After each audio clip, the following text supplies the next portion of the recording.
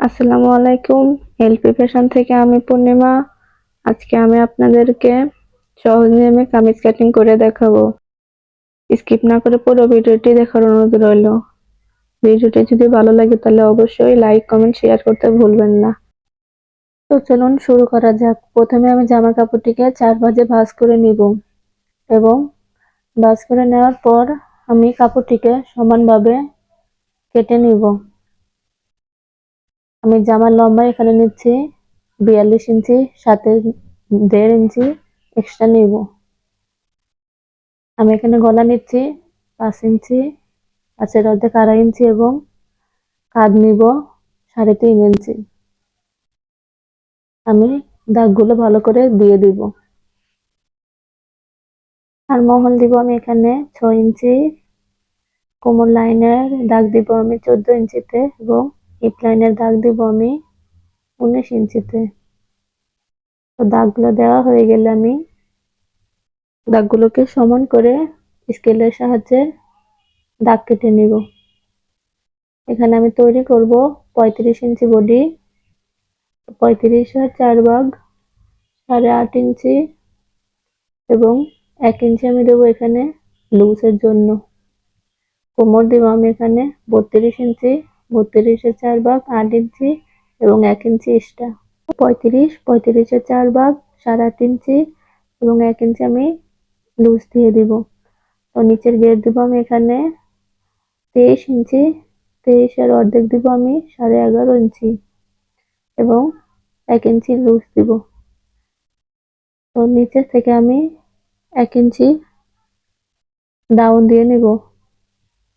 Down দেওয়া হয়ে গেলে আমি এখানে যেভাবে দাগ কেটে নিয়েছি দাগগুলো সুন্দর করে মিলিয়ে দিব স্কেলের সাহায্যে। আর মহলের রাউন্ড শেপ দেওয়ার জন্য এখানে আমি 2 ভাঁজ করে নিচ্ছি। 2 ভাগ করে নেওয়ার পর এখানে আমি পয়েন্ট অনুযায়ী মিলিয়ে দিব। তো কাপড় আমার দাগ কাটা শেষ। তো আমি সুন্দর করে মাপ অনুযায়ী কেটে নিব।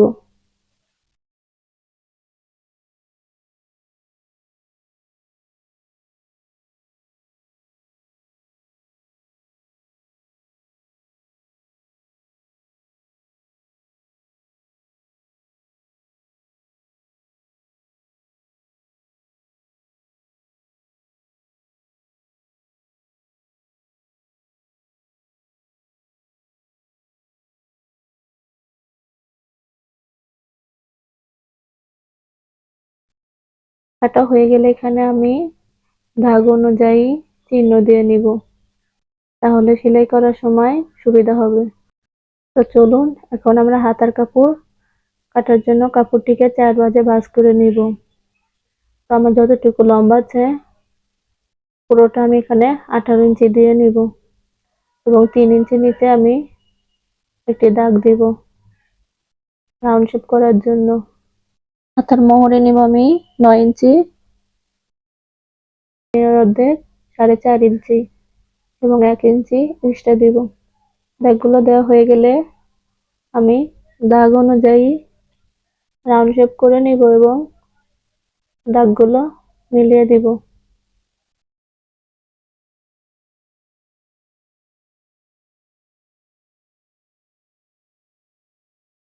তো আমি দাগ কাটা হয়ে গেলে দাগ অনুযায়ী কাপড়টিকে সুন্দর করে কেটে নিব।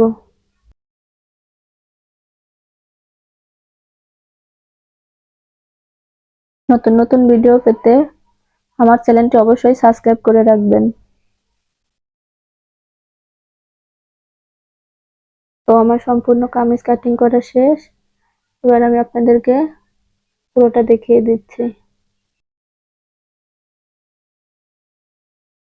আল্লাহ হাফেজ।